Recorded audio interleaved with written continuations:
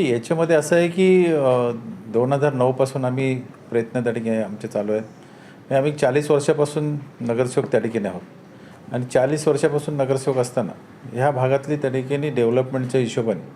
जर आज बघितलं असेल की आपण डेव्हलपमेंट त्या ठिकाणी कशी त्या ठिकाणी लोकांची जी गरज आहे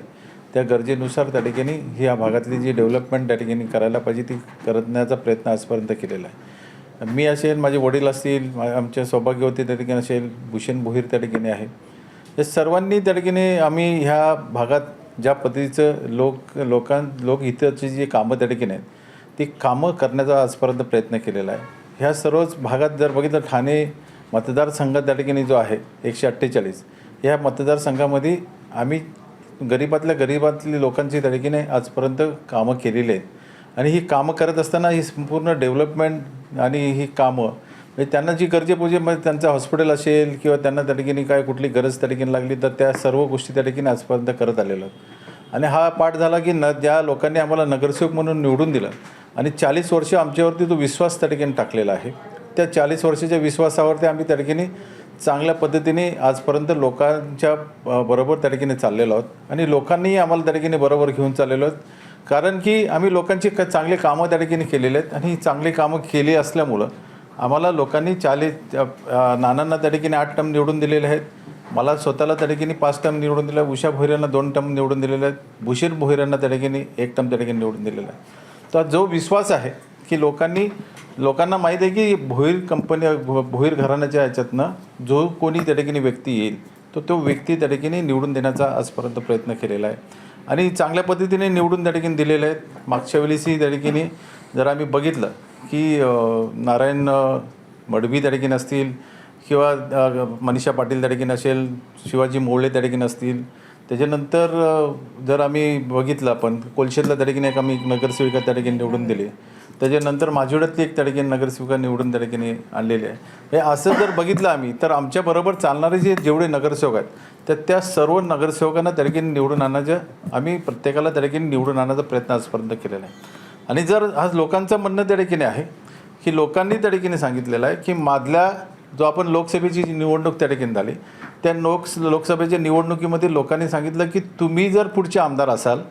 तर आम्ही त्या ठिकाणी लोकसभेला चांगल्या पद्धतीने मतदान करू आणि त्याच हिशोबाने आज आम्ही आमच्या भागात ज्या पद्धतीचं काम त्या ठिकाणी करतो त्याच पद्धतीने लोकांची मागणी आहे की लोकांनी सांगितलं की तुमचा पुढचा आमदार आमच्या त्या ठिकाणी तुम्ही असाल तरच आम्ही त्या ठिकाणी मतदानाला उतरतो असं सगळे लोक सांगतात. तर ह्याचाच अर्थ आहे की आमच्यावरती असणारा जो प्रेम आहे, जो आमच्या पक्षावरती त्या ठिकाणी असणारा जो प्रेम आहे की याच्यातनं कोणीही त्या ठिकाणी असेल तर ज्या पद्धतीचं शिंदेसाहेबांनी आजपर्यंत जो विश्वास ज्या उमेदवारावरती त्या ठिकाणी टाकलेला आहे त्या उमेदवाराला आजपर्यंत निवडून आणण्याचा प्रयत्न त्या ठिकाणी केलेला आहे आणि याच्यातनंच आम्ही लोकांची मागणी आहे म्हणून आम्ही त्या ठिकाणी आमदारकीचं त्या ठिकाणी विद्यमान आमदारांचं काम आणि तुमचं काम त्यांचं कामाचं मूल्यांकन तुम्ही कसं कराल? तर याच्यामध्ये असं आहे की 10 वर्षात लोकांनी त्यांना निवडून त्या ठिकाणी दिलं आणि निवडून दिल्यानंतर मला त्या ठिकाणी माझी चॅलेंज आहे की 10 वर्षात त्यांनी काय कामं करून दाखवली ही त्या ठिकाणी दाखवावीत, नाहीतर आम्ही आमचं त्या ठिकाणी पंचनामा दाखवतो आणि त्यांचं पंचनामा त्या ठिकाणी दाखवावा की याच्यामध्ये 10 वर्षात एक नगरसेवक त्या ठिकाणी अशा पद्धतीचं काम त्या ठिकाणी करू शकतो की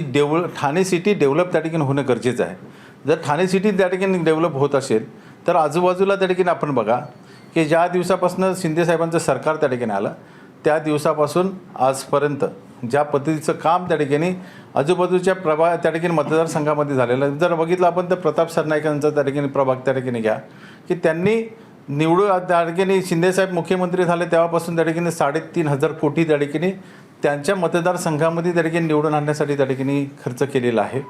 त्याच बाजूला त्या ठिकाणी जर बघितलं आपण शिंदेसाहेबांचं त्या ठिकाणी मुख्यमंत्री म्हणून त्या ठिकाणी यापूर्वीही वागले स्टेटला त्या ठिकाणी चांगला न्याय त्या ठिकाणी मिळालेला आहे. त्या भागातल्या त्या ठिकाणी चांगली डेव्हलपमेंट त्या ठिकाणी विकासाची दृष्टिकोनातनं ही डेव्हलपमेंट त्या ठिकाणी झालेलं आहे. त्याच्याच बाजूला जर बघितलं आपण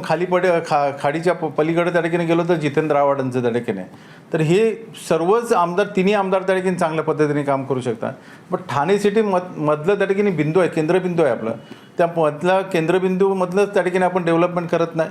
ती ही त्या ठिकाणी चुकीची गोष्ट त्या ठिकाणी आहे की सरकारमध्ये असतानाही त्या ठिकाणी ह्या आमदारांनी जर काम केलेलं नसेल आणि मी नगरसेवक म्हणून त्या ठिकाणी माझ्या प्रभागामध्ये जी कामं केलेली आहेत ती कामं त्या ठिकाणी जर बघितलं आपण तर चांगलं स्विमिंग पूल त्या ठिकाणी आम्ही तयार केलेलं आहे, शरदचंद्रजी पवार स्टेडियम त्या ठिकाणी तयार केलेलं आहे, सेंटर पार्क त्या ठिकाणी तयार केलेलं आहे, कोलशेत चौपाटी बनवलेली आहे, कलादालन त्या ठिकाणी बनवलेलं आहे,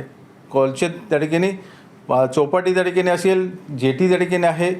पाण्याच्या टाक्या त्या ठिकाणी आम्ही पाण्याची व्यवस्था त्या ठिकाणी जी करायला पाहिजे की सर्वच ठिकाणी जे आम्ही टाक्यास त्या ठिकाणी तयार केलेलं आहे त्या टाक्या त्या ठिकाणी चांगल्या पद्धतीने नियोजनबद्ध त्या ठिकाणी की आम्हाला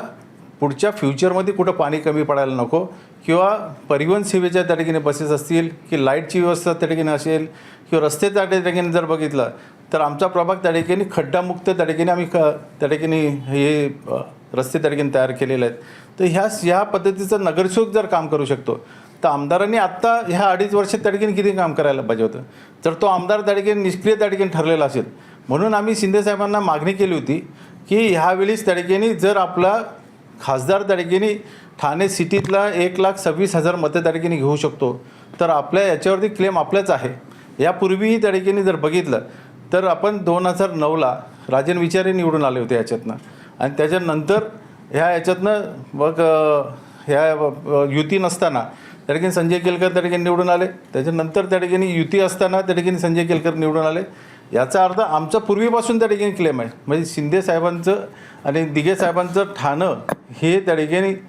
महत्त्वाचा पाठ त्या ठिकाणी आहे आणि ह्याच्यामधनं जर आम्हाला दिघे साहेबांचं स्वप्न आहे तर तो स्वप्न त्या ठिकाणी पूर्ण करण्यासाठी आम्ही त्या ठिकाणी सांगितलं की आम्हाला ठाणे सिटी ही आपल्याकडे त्या ठिकाणी ठेवायची हे म्हणून आम्ही त्या ठिकाणी शिंदेसाहेबांनाही साकडं घातलं होतं आणि शिंदेसाहेबांचीही चर्चा त्या ठिकाणी झाली की आपल्याला कुठल्याही परिस्थितीमध्ये ठाणे सिटी त्या ठिकाणी आपल्याकडे घ्यायचं. पण याच्यामध्ये ती ठाणे सिटी त्या ठिकाणी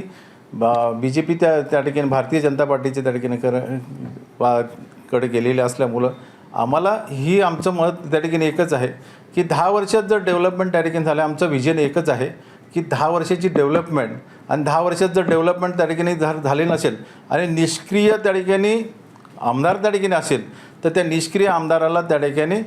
बदली करावं असं आम्ही त्या ठिकाणी सांगितलं असतानाही जर त्या ठिकाणी बदली केलं नाही तर त्याचं आमचं त्या ठिकाणी दोष नाही, तो दोष त्यांचा आहे की त्या याच्यातनं त्यांनी काय करायला पाहिजे की BJPने त्या ठिकाणी काय करायला पाहिजे हे ठरवायला ठरवायला पाहिजे. आता तुमचं मुख्यमंत्र्यांशी नेमकं काय बोलणं झालंय आणि तुम्ही आता जो त्याचं काम करणार की नाही करणार माहिती तुम्ही आता काय साहेबांना आम्ही सरळ त्या ठिकाणी सांगितलं की ठाण्याची डेव्हलपमेंट त्या ठिकाणी जर केलेली नसेल तर त्या व्यक्तीला आम्ही का मदत करायला पाहिजे. जर 10 वर्षे त्या ठिकाणी आम्हाला आमच्या जनतेला त्या ठिकाणी छललं असेल त्यांनी किंवा त्या याच्यातनं विधानसभा आणि ह्या याच्यातनं जे प्रश्न त्या ठिकाणी मांडणं किंवा ह्या सर्व गोष्टी त्या ठिकाणी करून जर देणं याच्यावरती आमच्या लोकांचं एकच मत आहे की आम्हाला तो नको दुसरा कोणी त्या ठिकाणी द्या, दगड दिला तरी आम्ही त्या ठिकाणी निवडून आणू. म्हणून आम्ही ह्या सिस्टमला आम्ही त्याचं काम करणार नाही हे आम्ही त्या ठिकाणी ठरवलेलं आहे की आम्ही आमची जनता जर त्या ठिकाणी आम्हाला सांगते ज्या जनतेच्या जीवावरती आम्ही गेले 40 वर्षे निवडून येतो त्या जनतेने जर आम्हाला सांगितलं असेल की आम्ही जर त्याचं तुम्ही काम करत असाल तर आम्ही त्यांचं काम करणार नाही. जिथं जनता जाईल तिथं आम्ही त्या ठिकाणी ते जाणार. निवडणूक नाही तुम्ही यावेळेला आम्ही निवडणूक लढणार हे त्या ठिकाणी आम्ही साहेबांना सांगितलं आहे. आम्ही त्याच्या विरोधात त्या ठिकाणी निवडणूक लढणार. महायुतीचा धर्म अक्षरशः पाळला जात नाही. ABP माझा, उघडा डोळे बघा नीट.